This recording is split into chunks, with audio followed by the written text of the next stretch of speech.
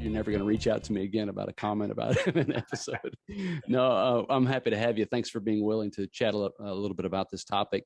Gary, in case there are those out there who aren't familiar with you or who it's been a while since they've heard the podcast that you were on with me a few years ago, just remind us where you are and what you do. Thanks, Jason. I'm Gary Dykes. I am senior faculty with the McKinsey Institute USA. I teach, all the courses we offer through the extremities as well, which is, our topic that we're going to talk about. And I'm in Athens, Georgia. I work at Athens Orthopedic, and I have a really good group of folks I work with. I'm excited about being there. I have the opportunity, to mentor some of the folks that are there and new and not necessarily fully familiar with MDT, and some of those have gotten on board, and it's been a real good process. So that's where I'm at currently. Fantastic. And so your comment to me, just to let listeners aware that when I first released Dr. Tim Hewitt's discussion with me on the non-contact injury, of course, his angle, he's coming from a scientist and a researcher perspective, and he's noticed these patterns, these four dominance factors that he has linked, or they have linked, he and his colleagues have linked with these non-contact injuries, primarily the ACL tear. And you had an interesting comment. Share with me again just what your initial reaction to his comments of this mechanism. What did it bring to your mind?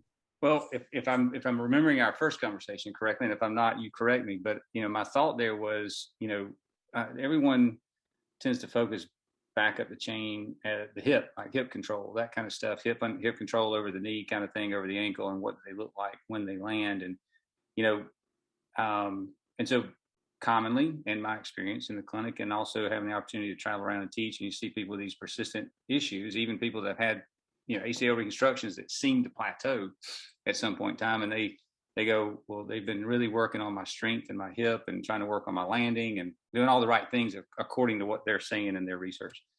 And you look at the hip, and the hip is weak. And it's like, okay, has anyone ever screened your spine? And they go, no. They just keep working on the strengthening. And the interesting thing there, Jason, to me is that, those hip inhibitions, power, and commonly the two things I see most are going to be hip flexion, hip abduction, which abduction would feed right into that valgus and low ankle bone stuff that, was on one of your other podcasts as well.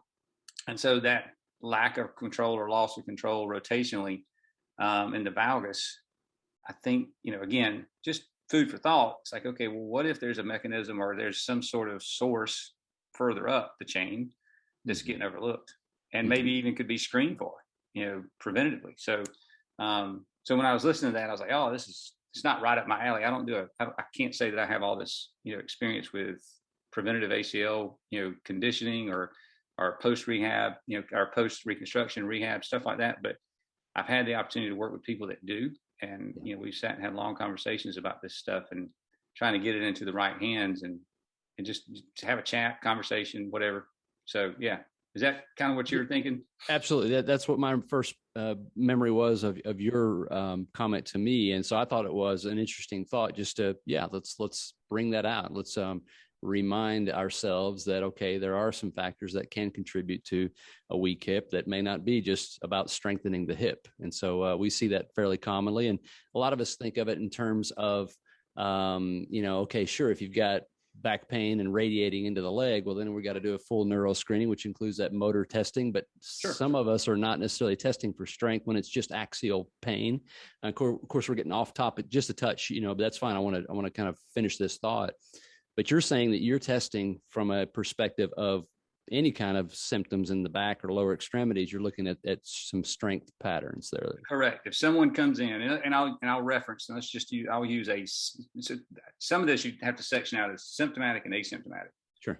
And so I'll go with the symptomatic part of that first. So if you take someone that's symptomatic, they're in treatment, or either they're maybe even post-treatment with a persistent issue that maybe they just have concluded is just as good as it's going to be.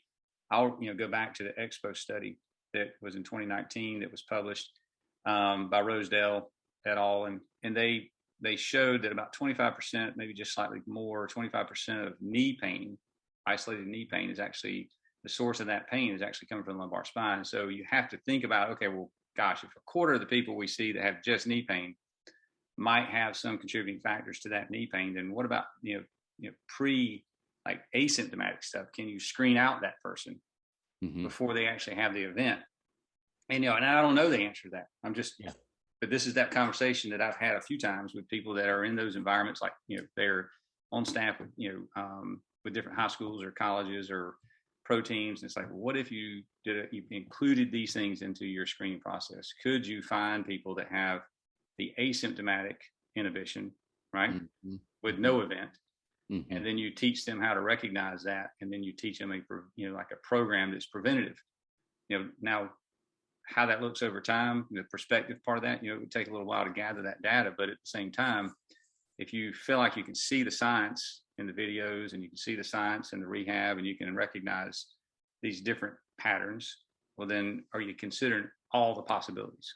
Right. And that's kind of the fly in the ointment. Hear the entire episode for free on iTunes, Spotify, other favorite podcast players, or go to mechanicalcareforum.com.